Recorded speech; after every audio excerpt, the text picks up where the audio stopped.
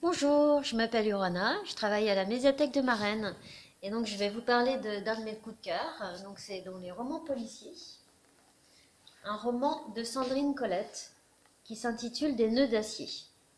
Donc c'est l'histoire de Théo. Théo sort de prison après 18 mois et donc il décide de s'isoler un petit peu, d'aller se promener dans les bois. Et il se fait kidnapper par deux vieux fous. Et là c'est la descente aux enfers pour Théo. Donc c'est un livre très troublant, très noir, qui vous happe. Dès que vous avez commencé le livre, vous ne pouvez plus vous arrêter de le lire. Vous êtes obligé d'aller jusqu'au bout. Donc ça, c'est la force de Sandrine Colette qui arrive donc à créer le suspense jusqu'au bout. Voilà, donc je le recommande vraiment aux adeptes de frissons et aux adeptes de sensations fortes parce que c'est un livre très fort et moi, c'est un livre que j'ai toujours en mémoire, donc qui m'a énormément marqué. Voilà. Donc je vous recommande Les nœuds d'acier de Sandrine Colette. Donc bonjour, je m'appelle Yann et je travaille à la médiathèque de Marennes. Et maintenant, je vais vous présenter un de mes derniers coups de cœur, qui est une bande dessinée pour la jeunesse et qui s'intitule Les enfants de la résistance.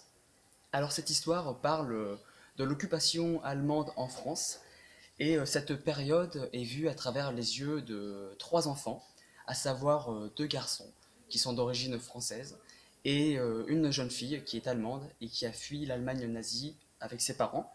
Alors j'ai beaucoup aimé cette bande dessinée parce que malgré l'âge de ces enfants, on comprend très vite qu'ils sont conscients de la gravité de la situation et ils vont tout faire durant cette histoire pour contrecarrer les projets des Allemands. Et le petit plus de cette histoire, dans cette bande dessinée, c'est le dossier qui se trouve à la fin et qui résume très bien les débuts de l'occupation allemande en France. C'était Les enfants de la résistance. Bonjour, je m'appelle Joshua, je travaille à la médiathèque de Marennes et aujourd'hui j'aimerais vous présenter un de mes coups de cœur en littérature jeunesse. Il se trouve dans le bac des textes illustrés, donc en secteur jeunesse. Il s'intitule La Dame de Pique. C'est un roman d'Alexandre Pouchkine qui a été ici illustré par Hugo Bogo. Donc un texte illustré, c'est une adaptation générale de romans classiques, de la littérature classique, en grand format, avec une couverture cartonnée. Donc adapté pour la jeunesse, mais également pour les adultes friands de belles illustrations. Vous pouvez admirer ici la riche les riches illustrations de Hugo Bogo. J'ai beaucoup aimé cet ouvrage parce que je trouve que l'écriture de Pouchkine est vraiment délicieuse. Donc je vous recommande cet ouvrage que vous pourrez trouver dans le bac des textes illustrés en secteur. Bonjour, je m'appelle Marion et je travaille à la médiathèque de Marennes et je voudrais vous présenter un de mes récents coups de cœur pour ce long métrage de Kairon qui s'appelle Nous trois ou rien. Dans ce film, Kairon nous conte l'histoire de ses parents. Nous sommes dans les années 70 en Iran et Ibat, le personnage principal, combat le régime du Shah. Il rencontre Fereshti, ils tombent amoureux et ont un premier enfant qui est donc Kairon.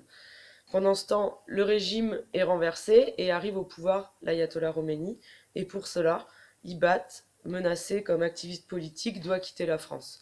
Mais pour Fereshti, son épouse, pas question qu'il parte seul, ce sera ou trois ou rien. Je vous conseille fortement ce film que vous pouvez trouver dans les bacs de la médiathèque. Bonjour, je m'appelle Marie-Christine, je travaille à la médiathèque de Marennes et je voudrais vous présenter un livre que j'ai beaucoup aimé, qui se trouve dans les documentaires au rayon santé.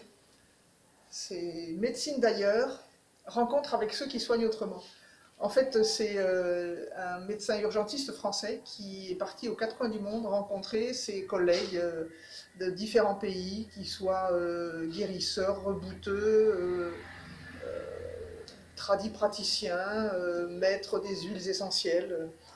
Et chaque chapitre, c'est en fait, c'est des fiches où il présente le système de santé du pays dans lequel il est.